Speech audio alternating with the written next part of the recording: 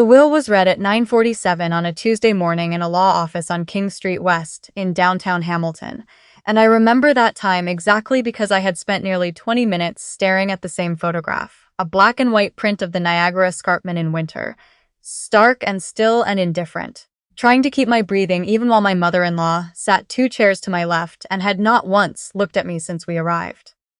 My husband had been dead for 6 weeks.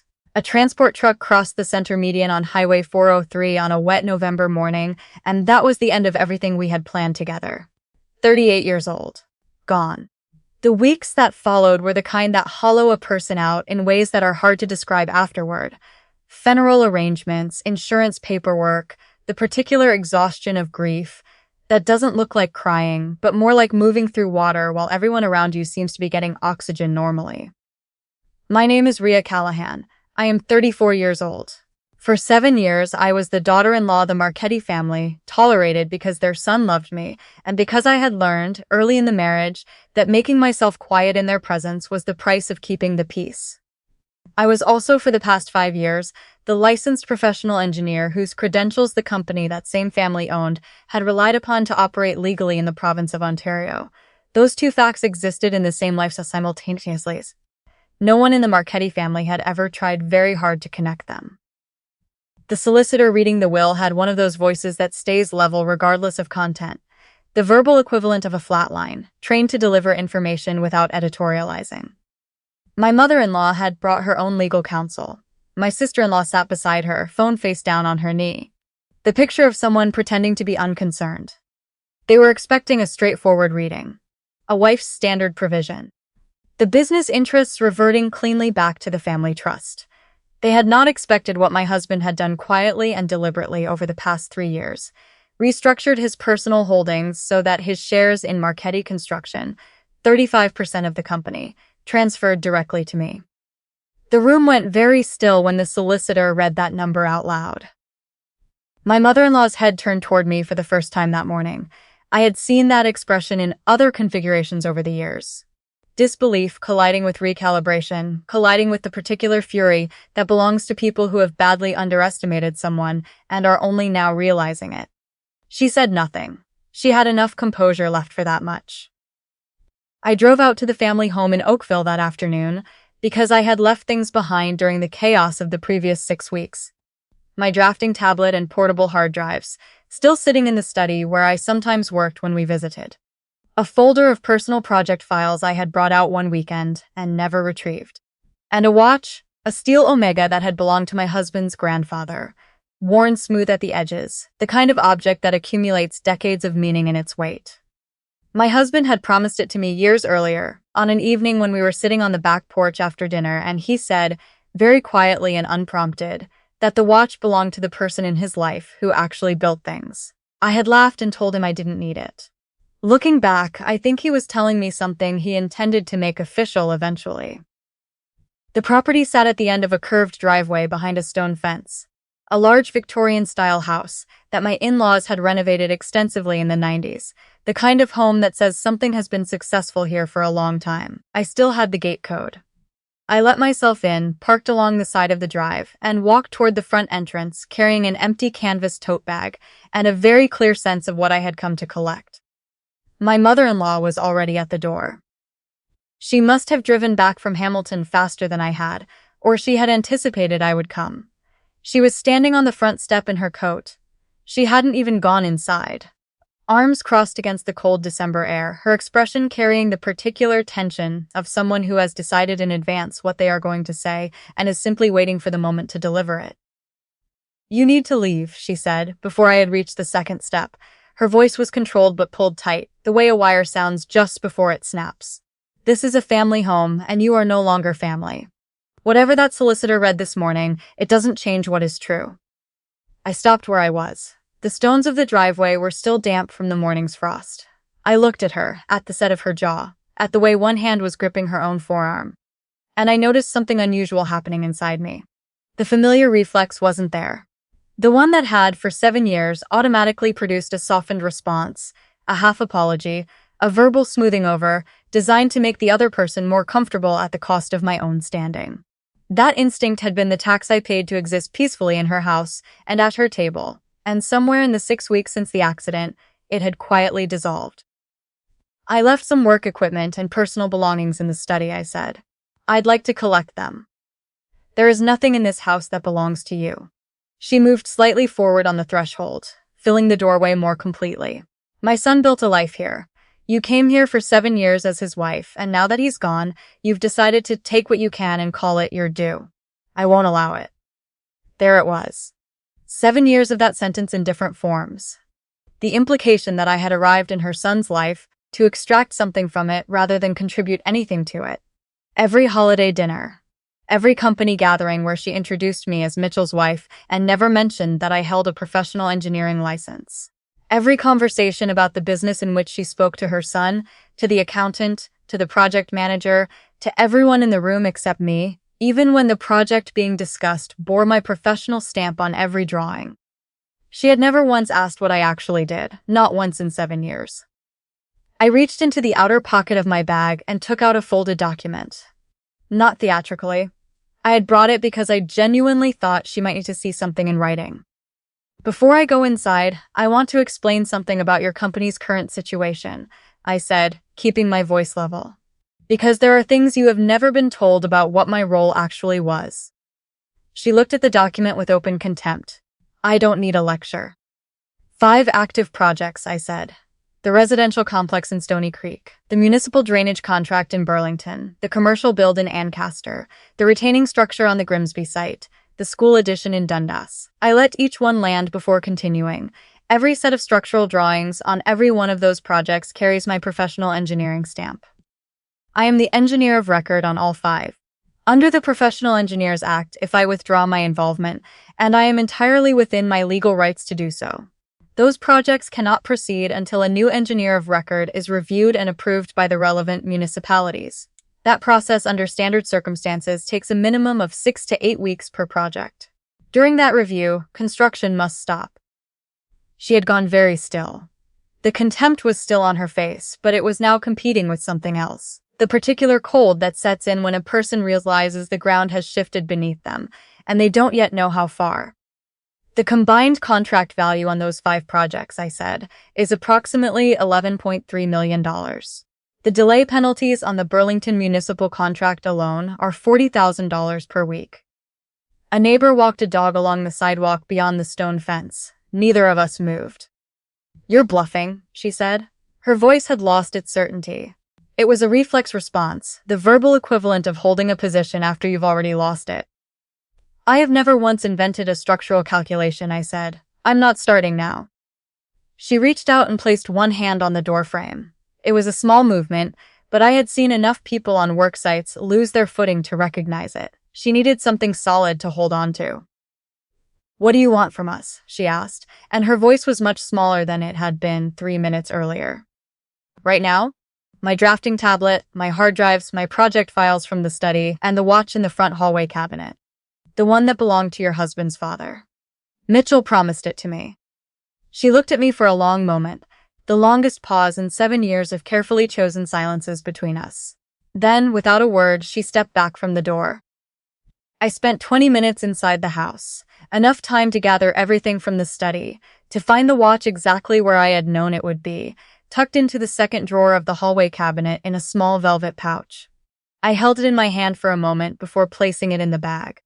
It was smaller than I remembered from the times I had seen it on his grandfather's wrist in photographs, worn at the lugs, the crystal lightly scratched from decades of ordinary use.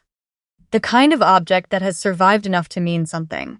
I put it carefully into the tote bag alongside my hard drives and walked back out through the front door without looking at my mother-in-law and drove out through the gate without looking at the house. My sister-in-law called before I had even reached the QEW on-ramp. I let it ring twice, then I answered. I just spoke to my mother. Her voice was doing the careful, managed thing she deployed when she was handling something she found threatening. She says there's an issue with the company projects, with your engineering involvement. Is that accurate?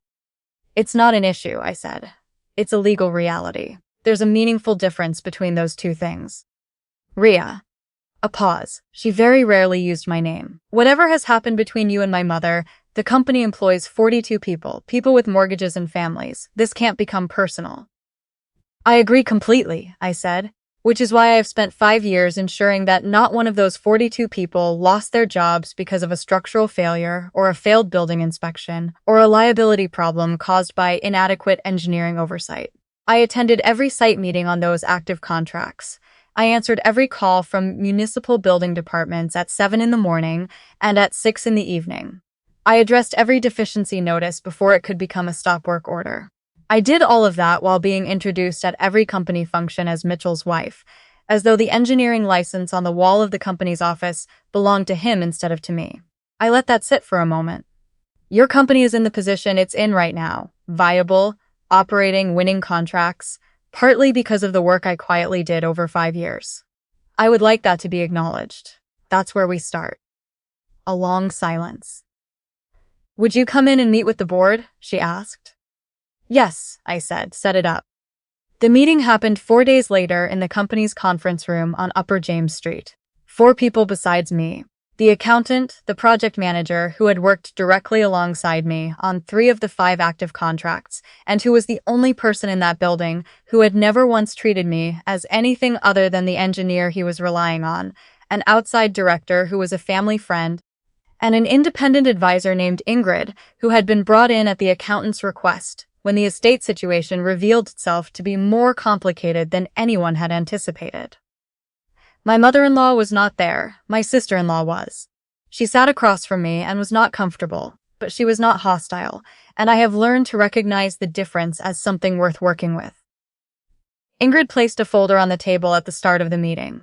Inside, a legal opinion on the engineer of record situation, a summary of the active contracts and their delay penalty structures, and a preliminary analysis of what a formal engineering responsibility transition would actually cost the company in time and money. The legal opinion confirmed everything I had said on the driveway. The cumulative delay penalties across all 5 projects in the first month alone would exceed $200,000. The board's view is straightforward, Ingrid said. You hold 35% of the company, confirmed when the estate documents were registered this week. You are the engineer of record on all active work. The most responsible path forward, for the company and for the employees, is to formalize your role rather than continue in an undefined arrangement. What kind of role? I asked. The project manager answered before anyone else could. Director of Engineering, a proper position with actual authority over technical decisions, because that is what you have been doing for 5 years without the title, and it is time we called it what it is. My sister-in-law was looking at the surface of the conference table. The outside director gave me a small nod. I'll accept, I said, with 2 conditions. First, a formal employment agreement, compensation that reflects my qualifications and my position in the company's ownership structure, not a courtesy arrangement, an actual contract. Second, the governance changes. Technical and financial decisions get made on the basis of professional judgment and the numbers, not on the basis of family relationships or what is comfortable for anyone. If a project's margins are wrong, we don't take it. If a timeline needs to change, we change it. That goes in writing before I sign anything. No one objected, not even my sister-in-law. I found out about the letter 3 weeks later on a quiet Sunday afternoon when I finally opened the shared drive my husband and I had used for household documents. A folder I had been unable to open since November because I was not ready for whatever was in it. It was there, among these estate planning files and the insurance documents, a letter, saved as a plain document, dated the previous January. He had written it on a Sunday. He noted at the top, while I was at a site visit in Burlington. He wrote about the share restructuring and why he had done it without telling me, because he thought I would argue with him about it, and he wanted it settled before I had a chance to protest. He wrote about the watch and what he had meant the evening he promised it to me. He wrote about his mother. I have watched her dismiss you for 7 years, he wrote, and I have not always done enough about it, and I am sorry for that specific failure. You have been the person in this family who actually builds things. I am making sure the paperwork says that out loud, because I know my mother will never say it herself. Consider this me saying it, late as it is. I read the letter 3 times. I did not cry. I had spent most of what I had in the weeks right after the accident, but I felt something release in my chest, a long-held pressure I had not fully named until it was gone. The sensation of being seen clearly by someone who had mattered. I closed the laptop and sat for a while with the watch on my wrist in the quiet of the house. My mother-in-law came to the first project coordination meeting I ran as director of engineering. A January site meeting for the Stony Creek residential complex. 12 units, phase construction, running 3 weeks behind schedule because of delays in the mechanical rough-in. She came out of long habit, and because the project manager had gently suggested it would signal continuity to the client. She sat through the full hour without addressing me directly. She listened while I walked the structural team through the revised load calculations for the east wing. After the contractor requested a modification to the footing layout. She listened while I answered questions from the city's building inspector liaison on the phone. She listened while I went through the revised completion schedule with the client's project coordinator, week by week, without hedging or softening any of it. When the meeting ended and people were filing out of the site trailer, she came to stand beside me at the folding table, where the drawings were still laid out. She did not look at me. She looked at the drawings. "The client's office called," she said. Her voice was flat and careful, the tone she uses when she is working hard to say something she finds difficult. "They said the communication on this project has improved significantly since you became the main point of contact." I said nothing. I waited. She picked up her jacket from the back of the chair. Another moment of silence. "Mitchell knew what he was doing," she said quietly to the drawings, and then she put on her jacket and left the trailer. It was not an apology. I was not holding space for one, and I did not need one. What it was, in the particular language of a woman who has spent 7 decades being certain she is right about everything, was an acknowledgement. That was enough. It was enough to work with. I drove home along the lakeshore, the long way. January in Hamilton means the lake is frozen in places along the shoreline, pale gray ice that looks like it knows what it's doing. The sky does that thing in the late afternoon, violet fading to dark, a faint luminousness in the cold, that I have always found steadying rather than bleak, though I know not everyone feels that way about Canadian winter. I had the watch on my wrist.